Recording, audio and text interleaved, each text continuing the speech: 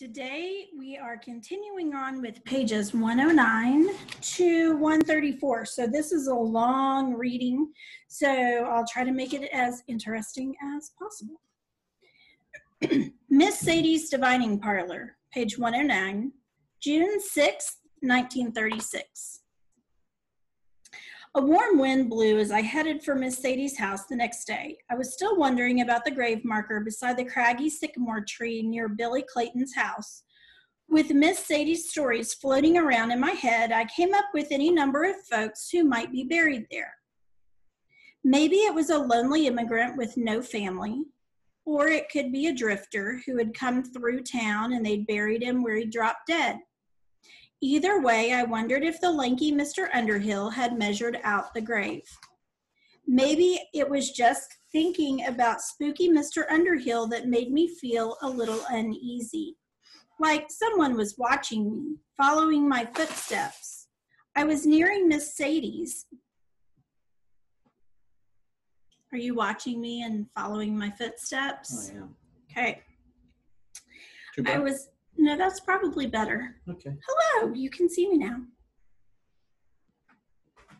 I was nearing Miss Sadie's, but wasn't close enough to make a dash through the gate. I kept walking, looking back over my shoulder. I expected to see Mr. Underhill's long legs and hunched shoulders right behind me. My game of rhyming started up. Horse is in his stable and pig is in his pen. Dog is in his doghouse and farmer's in the den. Cow is in the field and cat is on the stoop. But where is chicken? Fox is in the coop. I was not comforted by my rhyme, and feeling a little too out in the open, I veered off the path and into the hedge for some cover. I took another long look behind me through leafy branches swaying and bowing in the wind to convince myself that my imagination had run away with me. I could swear I'd even heard a rattling sound echo in the woods, but there was no Mr. Underhill. No one was there. Finally, I let out a long breath and vowed to stop thinking about graves and undertakers and dead people. I tried to start up what I hoped would be a happier rhyme. Johnny likes sunshine, I like rain. Johnny likes to ride his bike. I bolted from the bushes and ran headlong into a tall figure dressed in black. Thunderation, I yelped. My heart was pounding to beat the band when I saw that it was Sister Redempta. Thunderation indeed. She raised her chin at me.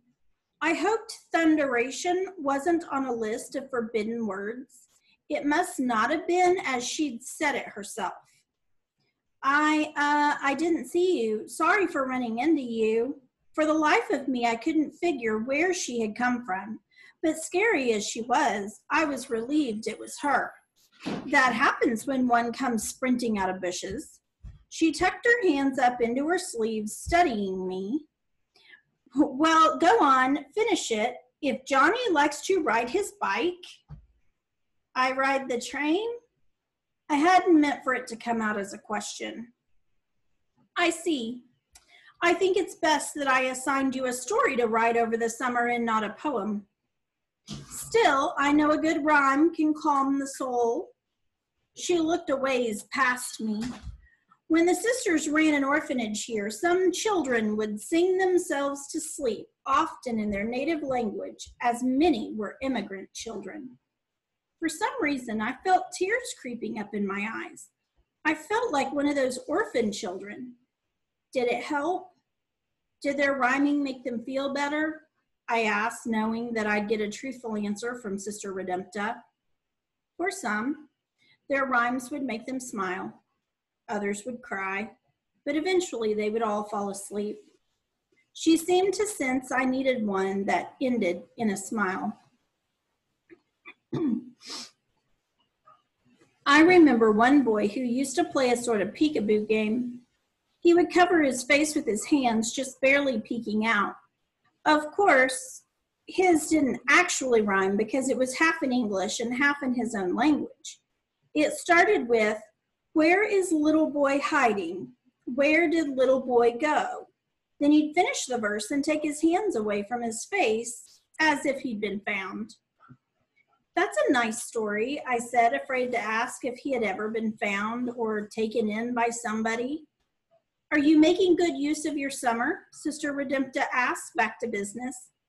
I thought she stole a glance at Miss Sadie's divining parlor and figured she would have something to say about my going down the path to perdition. So I didn't mention my visits with the diviner. Searching for the rattler probably wouldn't go over too well either. I was glad I didn't run into Sister Redempta very often, as it seemed there wasn't much to talk about. Letty, Ruth Ann, and me went frog hunting, I said. Letty, Ruth Ann, and I went frog hunting. The thought of Sister Redempta and anybody going frog hunting was a hoot, but I knew she was just correcting my grammar. Well, I'm sure you will have much to write about for your end of the summer assignment, she said. I'd almost forgotten about that. Yes, sister. She must have heard the hesitation in my voice. You might want to start with a dictionary. A dictionary?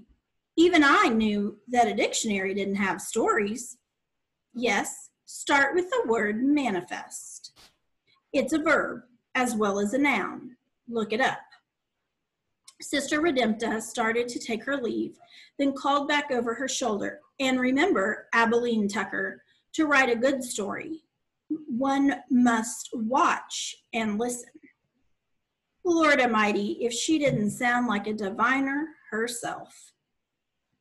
I was still wondering where Sister Redempta had come from and what the dictionary might have to say about what manifest meant when I opened Miss Sadie's gate and plodded up the creaky stairs. As I walked through the divining parlor, I was hopeful that maybe I'd mostly worked off my debt. My aching back and blistered hands were equally optimistic. But Miss Sadie was sitting out back on her metal patio chair, smoking her corncob pipe, like she hadn't budged since the day before. Her intentions of making me work on her garden hadn't budged either. Your rows must be straight. Some plants must be kept apart, otherwise neither will thrive. I didn't say anything as I was still pondering my run-in with Sister Redempta. Besides, dry as it was, those seeds were never going to sprout, let alone thrive. When you are finished today, I have herbs to be ground into paste for Mrs. Clayton. They go in her tea and will help her milk come in. I looked up, surprised that she knew about Mrs. Clayton and the new baby, and wondered if some visitor had given her the news. For someone who didn't get around much, Miss Sadie never seemed to be short on information. And there were all those people and events in her stories. I'd pretty much put aside the notion of Miss Sadie being a fortune teller. But how did she know everything? We were out near the Clayton place yesterday, Letty, Ruth Ann, and me. I think that new baby had a hard time being born. This didn't register any sort of amazement from Miss Sadie. Sister Redempta looked nearly worn out. We saw her without her veil on and her sleeves all rolled up. She's almost like a regular woman, I said. It occurred to me that maybe Sister Redempta had come by and told Miss Sadie about the baby, but Miss Sadie's silence gave no clue. I remembered the way Sister Redempta had raised an eyebrow the last day of school when referring to Miss Sadie's den of iniquity. It seemed there was something between those two, but I couldn't put my finger on it. Maybe these were two women who lived far enough off the beaten path that there was some strange common ground between them. Elam Bushada Brahmanzi. I poked my head up from the dust. No idea if I said that right. Say again? It is gypsy. It means the person you encounter is often more than the person you see. The person I'd mentioned was Sister Redempta. Was that who she was talking about? The person that you encounter is often more than the person you see. Do you think there might be more to Sister Redempta than meets the eye? I knew better than to lock her in to only one explanation. Something I was beginning to learn about Miss Sadie was that whatever she said could mean more than one thing at a time. And it usually led straight to the past. Miss Sadie continued in her Hungarian accent. Miss Sadie, are you here? Miss Sadie is missing in action, hopefully cooking dinner. Okay, I'll do it. There was much churning in Manifest those many years ago. A war, a quilt, and a curse. We're continuing on with the Victory Quilt, October 27th, 1917. So now we're going back in time. That evening at the fairgrounds, Ned paid for a bag of popcorn. He walked past the Army recruitment booth and the Liberty Bond table over to the Daughters of the American Revolution. Pearl Ann stood with a bevy of women, bragging about their sons and nephews in the Army, and all a twitter over the coming New Year's festivities. Mrs. Larkin seemed to be holding court as she passed out flyers. Victory Quilt Auction, sponsored by the Daughters of the American Revolution, Manifest Chapter, Mrs. Eugene Larkin, President. The ladies of each fraternal order are invited to submit squares for a special victory quilt to be signed by President Woodrow Wilson himself on his tour of Manifest. The Manifest Victory Quilt will be auctioned off to the highest bidder during the New Year's festivities at the Manifest Depot, following the President's quilt signing.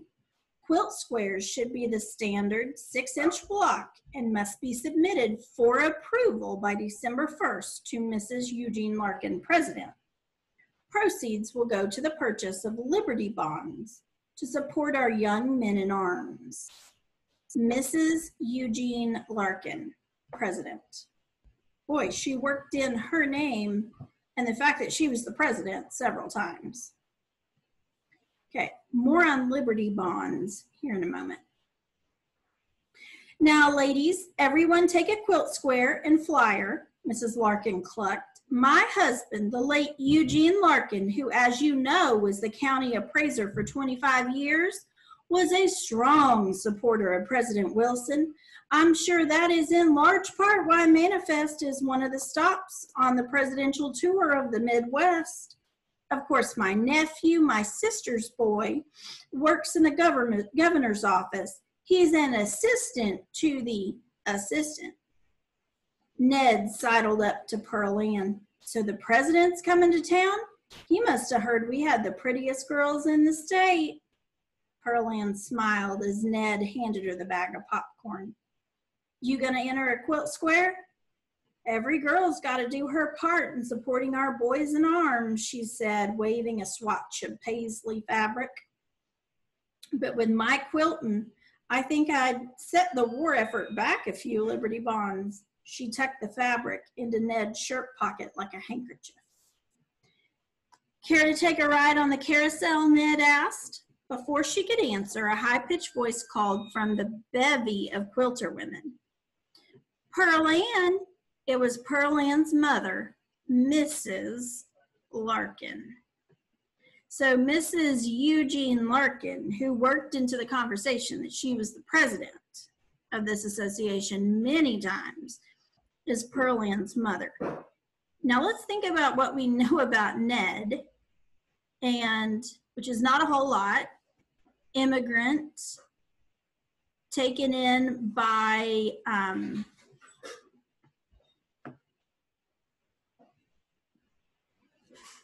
it's totally gone. It will come back to me. Hadley Gillen, thank you, taken in by Hadley Gillen.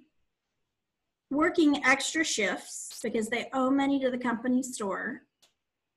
Does this sound like the kind of boyfriend that Mrs. Larkin would choose for her precious daughter, Pearl Ann, or do you think there might be an issue over their friendship or relationship with her mom? I don't think your mother's too fond of me, Ned said. She just doesn't know you yet. Yet, I've lived in Manifest most of my life. To someone whose people have lived here for generations, that's not that long. Oh, so I have to have a pedigree going back to the time of George Washington? I didn't say that. It's just that Mother doesn't feel she knows a person until she knows their aunts, their uncles, and their second cousins twice removed. She just likes to have her ducks in a row. Ned's shoulders stiffened. It was this whole notion of lineage and background. Your lineage is your family tree. So your parents, their parents, your parents' parents, and so on, which doesn't sound like he has a lot of information about.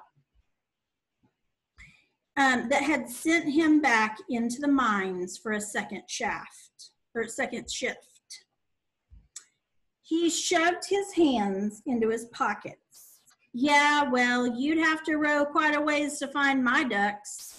Somewhere in Italy or France maybe, or Czechoslovakia. So that presents a problem, doesn't it? That's not what I meant. I don't care where you're from, she said softly. Pearl Ann, Miss Larkin called again, this time with one eyebrow raised. Just then, Arthur Devlin, wearing a dapper pinstripe suit and sporting a sleek black cane, approached Mrs. Larkin. He bowed and took her hand. Good evening, Mrs. Larkin, he said in a booming voice, or may I call you Eudora? As in our school days. She winked as he kissed her hand. Would you be so gracious as to accompany me on a stroll? I'm afraid as president of the DAR, Daughters of the American Revolution, I really must distribute these quilt squares. Come now, surely they can wait. My dear departed Esther always said, don't do today what you can put off until tomorrow, he chuckled, turning Mrs. Larkin away from Pearl Ann and Ned, his large build cutting her off from view. It's pretty clear that your mother cares about where a person's from, Ned said. Pearl Ann grimaced. Who is it you want to take on the carousel, me or my mother? Ned dug in his heels and didn't answer. I can imagine it made him feel pretty bad to think that her mother maybe didn't think he was good enough.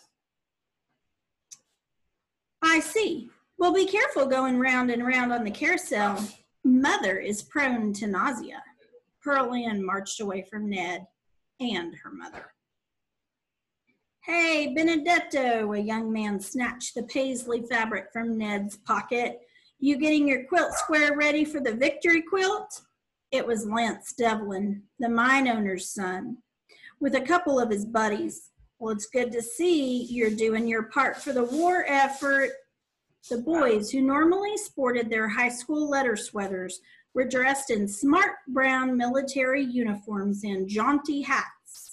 They formed a half circle around Ned. Could someone let this dog in so it will quit yipping? Going to a costume ball, Ned said, still smoldering. You didn't hear? We signed up to do our bit. After all, somebody's got to go over and fix the mess your folks got themselves into over there. Again, making reference to his unknown lineage, but inferring that they had to sign up for the war, World War I, in order to go overseas and fix the mess there, that they're basically blaming on Ned's ancestors. I didn't know the Army was so desperate that they've lowered their requirements in intelligence as well as age.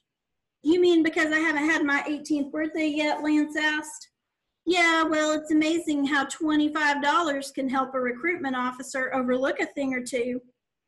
Maybe you should try it, Ned, old boy, but then company vouchers might not do the trick. because poor Ned is paid in company vouchers. So how did he get the Army to accept him even though he wasn't old enough? He bribed them with $25. You're right about that. The Devlin vouchers aren't worth the paper they're written on. Tut, tut, Ned, you should be relieved that you won't see me on the track this spring. Oh, I am relieved, Ned rubbed his head. I strained my neck last year running against you in the mile. Really? Lance looked a little pleased as well as surprised. Yeah, from craning my neck to see how far behind you were. The other boys in uniform snickered behind their hands. Lance Devlin got his face up close to Ned's and tucked the paisley fabric back into Ned's pocket. Well, for now, you'd better just stitch up your little quilt square and leave the fighting to us. Then again, maybe we should check to make sure you're not stitching some kind of spy message. You can never be too careful around those of unknown heritage. Your heritage is about as unknown as it gets, isn't that right, Benedetto? Lance stepped back and spoke loudly. For all we know, this might not even be your real name. Maybe it's Fritz or Hans. Come on, fellas. He bumped Ned's shoulder in passing. Jinx walked up with some warm biscuits. What was that all about? Nothing. Ned stole a glance at the Army recruitment stand. So a con is the art of distraction, huh? Yes, are you reconsidering my little pyrotechnic plan?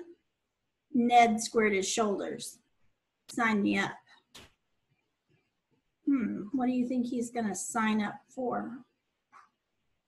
The 1st of December rolled around and all the quilt squares had been turned in except one. But the deadline is today, the Hungarian woman shook her quilt square, her bracelets jangling. I'm sure you must have misread, Eudora Larkin peered through the screen door of her home. The deadline is past and the quilt is full. Besides, as president of the DAR, it is my responsibility to ensure the suitability of anything going before the President of the United States. Involvement of someone of your profession would be inappropriate, to say the least. So Miss Sadie's made a quilt square. And Eudora Larkin, who likes to call herself Mrs. Eugene Larkin, using her late husband's name, doesn't think that the diviner's quilt square would be appropriate to include. My profession, the woman said, challenging her. Well, yes, you know, a fortune teller, a caster of spells and curses. Curses? The woman repeated, her eyes blazing. Keep your victory quilt. I give you a curse. She pulled open the screen door. Ava Gratz Budel Nogamol. Mrs. Larkin stepped back, cowering as the screen door slammed shut. Then, trying to regain her composure, she said, Oh, for heaven's sake, it's all poppycock. She watched the woman walk away. Poppycock, I tell you. Mrs. Larkin was so distressed by the woman's curse. By New Year's Eve, she had dark circles under her eyes and was of an overall irritable disposition. Doesn't sound like she really thought it was poppycock or funny business or no big deal. Just all a scam. During the weeks leading up to the New Year's festivities, Jinx and Ned were busy collecting empty cans and filling them with ingredients gathered from sources as varied as the hardware store, the bakery, and the mine supply. This is a lot of reading. After word had gotten out that the coveted Manchurian fire throwers were for sale, Jinx and Ned knew they could sell as many as they could make.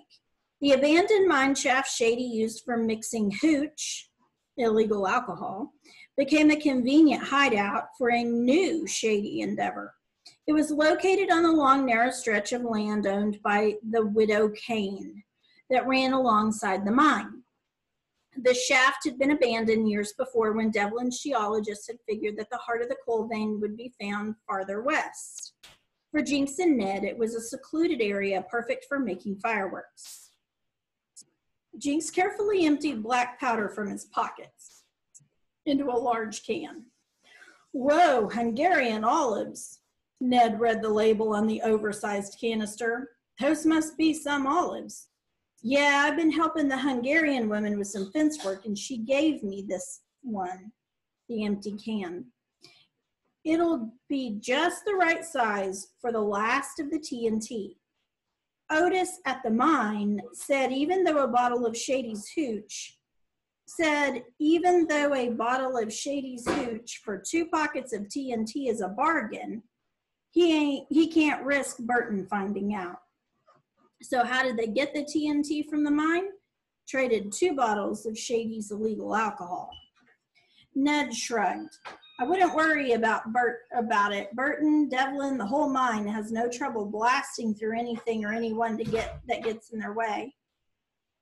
Jinx looked sideways at Ned. He'd been awfully moody of late. Ned had noticed Jinx looking at him because he said, how'd you learn all this stuff? The shell game, the art of distraction, Arctic glacial water, and don't tell me you picked it up from a 100-year-old medicine man. Jinx shrugged without looking up. I guess it started a couple of years ago when my mom got sick. My dad took off when I was little, so it was just my mom and me living in a 1-room apartment in Chicago. We did okay for a while. She took in sewing and laundry, but when she got sick, my Uncle Finn, my dad's brother, said he could help me make some money for food and medicine. He taught me all kinds of tricks of the trade. Then when my mom died, it was either end up in an orphanage or go with Finn. He took me on with him, kind of as his assistant. And Ned wasn't dumb. He knew that Jinx had come to manifest on the run, but until now he'd never pressed him for an explanation. Jinx was tired. The canister felt heavy in his hands. He set it down, wanting to unburden himself. It was a mediocre con at best. Usually it was missions and tent revivals that worked like a charm, because people came looking for something and we'd provide it. But you had to have a mole. Someone not known to be associated with Finn. Jinx took a breath. I was the mole. I'd have some malady and Finn was the person with the cure for what ailed me. Sometimes I'd be blind, other times crippled, but it was always something that would be visible to everyone there. Then when Finn came along, he'd tell the folks about his elixir, or his balm that was a time-honored remedy from the natives of the Zambezi jungle, or a special mixture prepared by a 100-year-old Indian medicine man. He'd ask for a volunteer to try the stuff. I'd hold back and wait for someone to volunteer me. It was always best if they came up with the idea themselves. A 100-year-old medicine man, huh? Ned said. I knew it. Jinx grinned. Yeah, so I'd drink it or I'd rub it on, depending on what my ailment was. Then with no small bit of drama, I'd be healed. Folks couldn't get their wallets out fast enough to buy a bottle or 2. But isn't that nothing more than lying, cheating, and stealing, Ned asked. I guess I never looked at it that way. That's what Finn did, and I was with Finn. Jinx grew silent, knowing that his answer had fallen flat. Go on, said Ned. Well, there was this tent revival in Joplin. They were usually loud and raucous with lots of shouting and arm waving and 1 part praises and 2 parts damnation. But this one was different.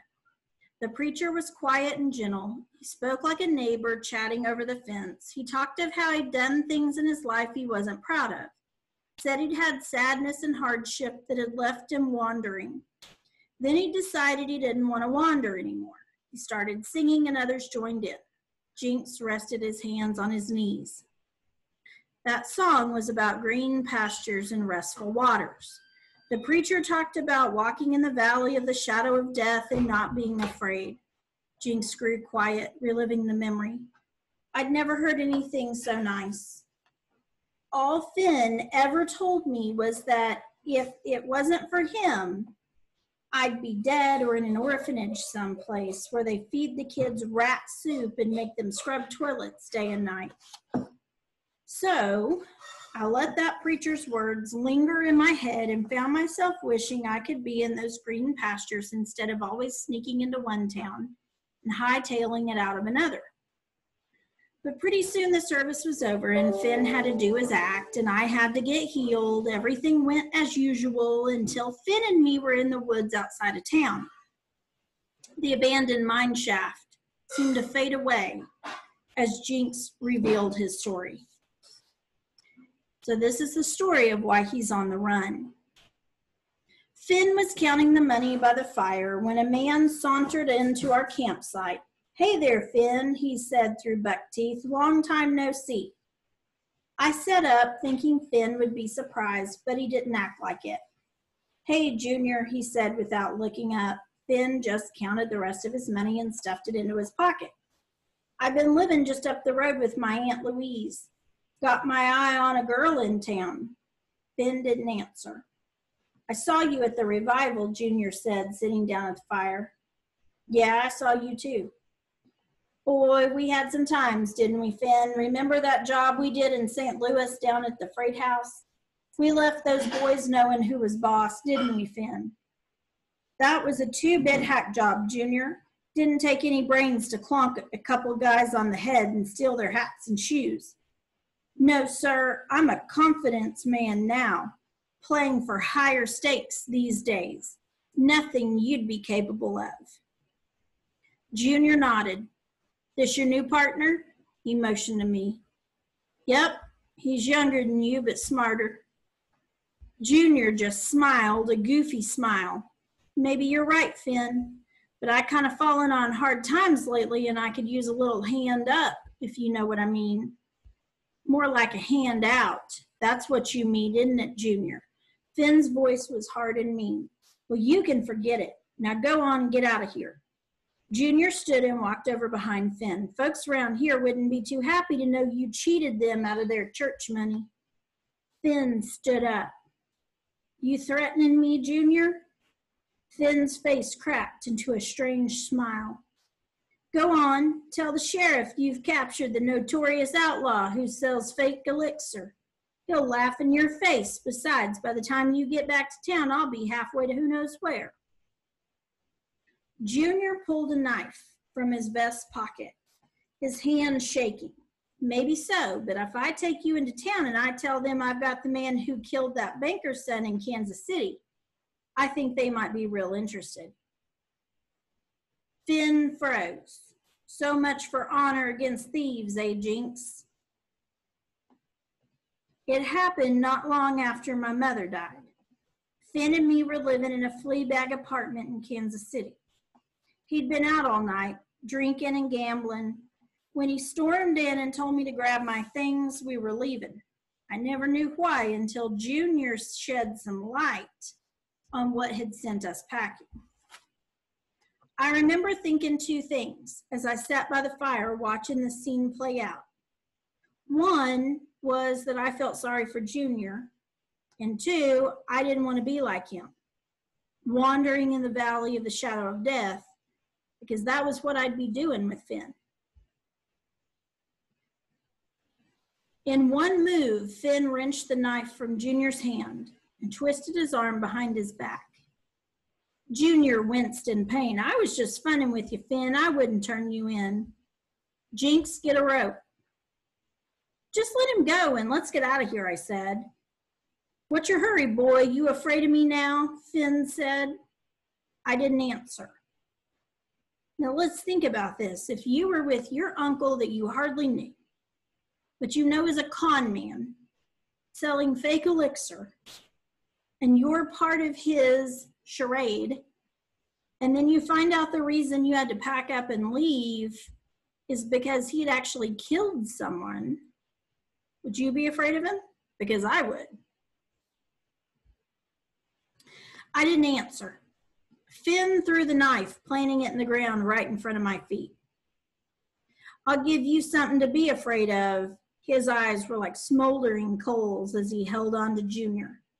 "Now go cut a piece of rope in that bag over there." I pulled a long rope from the bag and cut off a section. Finn shoved Junior to the ground. "Tie him up." Junior cowered on the ground. "Come on, Finn." I didn't mean nothing. I walked toward Junior, still carrying the knife and rope, trying to figure out what to do.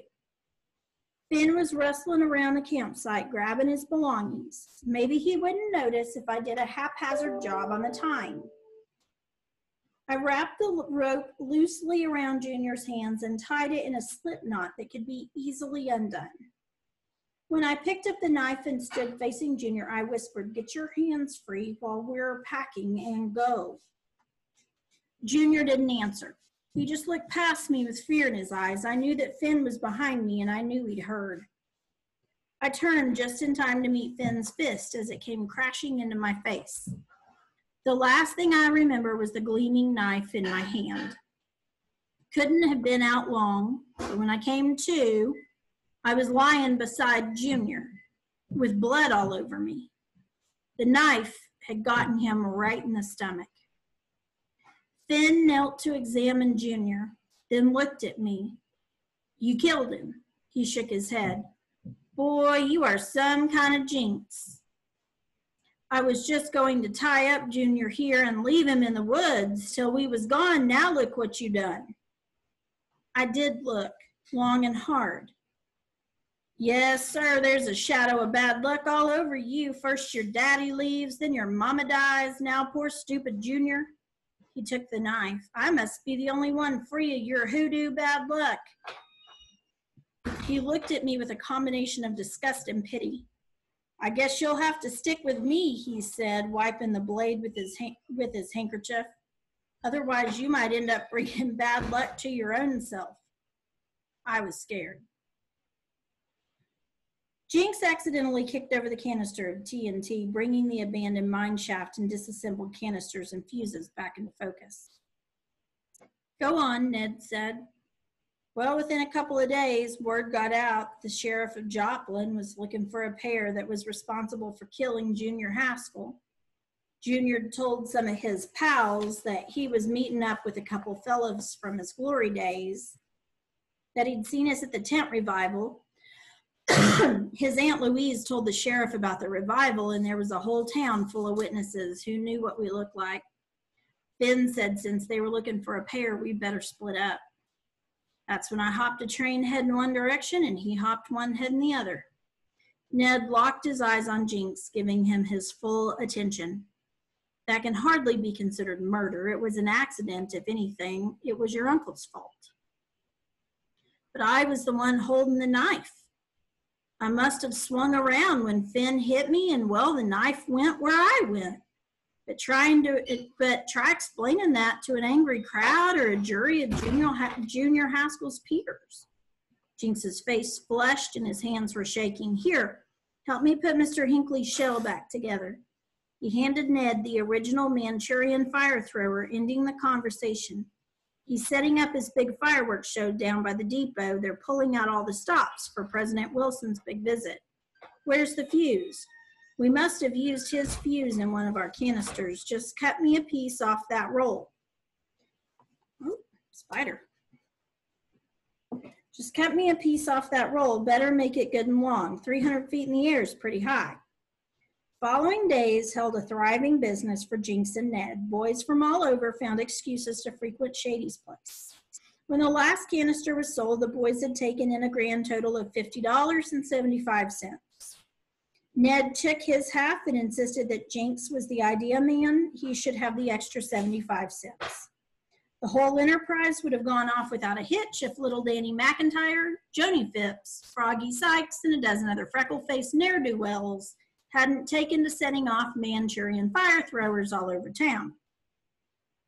One angry mother after another confronted Shady on the street or in a store. Sometimes one was even bold enough to enter his saloon, pulling on a youngster's ear, demanding that Shady deal with the hoodlum under his own roof. Shady let the first few incidents slide. After all, Donald McGregor's pig, Stanley, wasn't killed. Fortunately for him, he was wallowing in the mud pen when his lean-to had a hole blasted through the roof boards. But then Greta Ackerson arrived, claiming that her son had gotten hold of a can of Hungarian olives and somehow her chicken coop had its roof blown off, and chickens went squawking everywhere. Well, then Shady knew he had to take action. Jinx had been the face of the whole operation, and not one to pass blame. He took full responsibility and promised to make amends. He wasn't sure what those amends would be until Shady made it clear to him at the New Year's quilt auction. New Year's Day was cold and clear. The special festivities held enough distractions with so many people milling around the train depot that no one noticed Ned Gillen at the Army recruitment tent, signing his name on the dotted line. Even the recruitment officer was so busy counting out the 25 $1 bills Ned handed him that he neglected to ask for proof of age. So Ned has gone and signed up with a $25 bribe, just like the other boys. Hattie Mae's News Auxiliary, January 2nd, 1918. The 1918 New Year's celebration was a rousing success, if a bit unpredictable. Many townsfolk gathered in the train depot, drinking eggnog and wishing cheers to each other's health.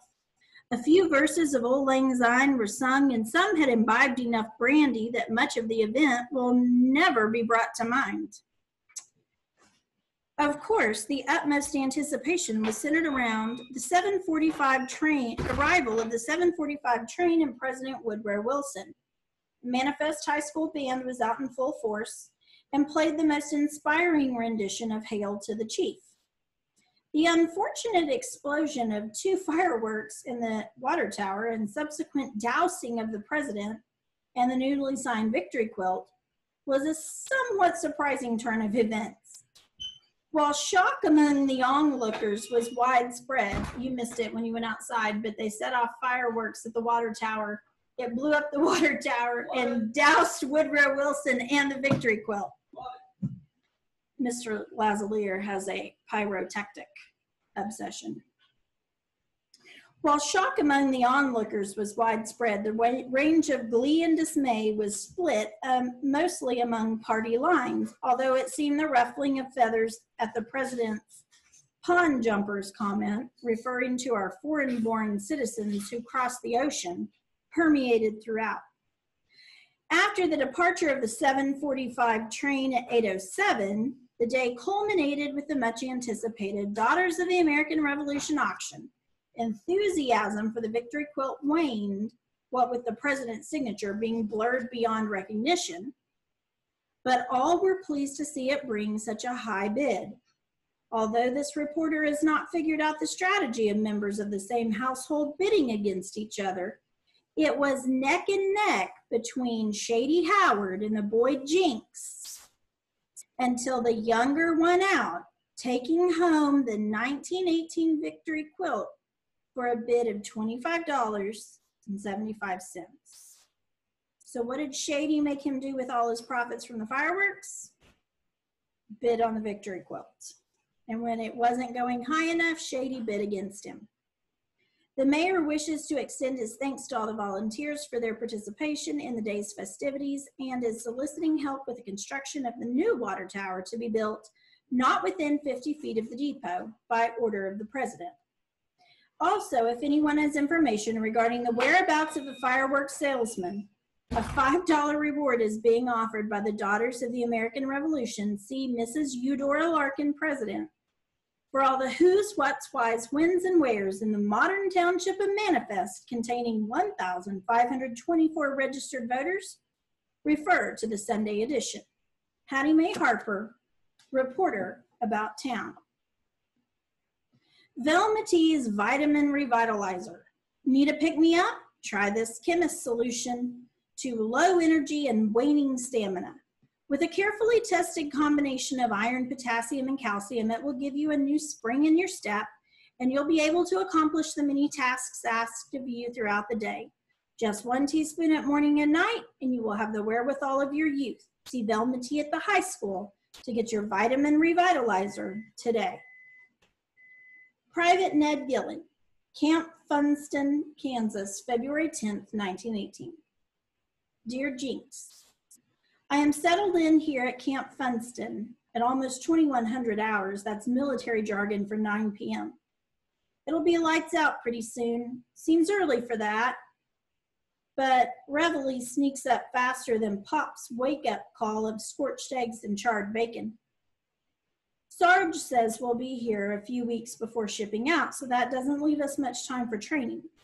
Most fellas here are in pretty good shape from football, basketball, or track, and we're raring to go.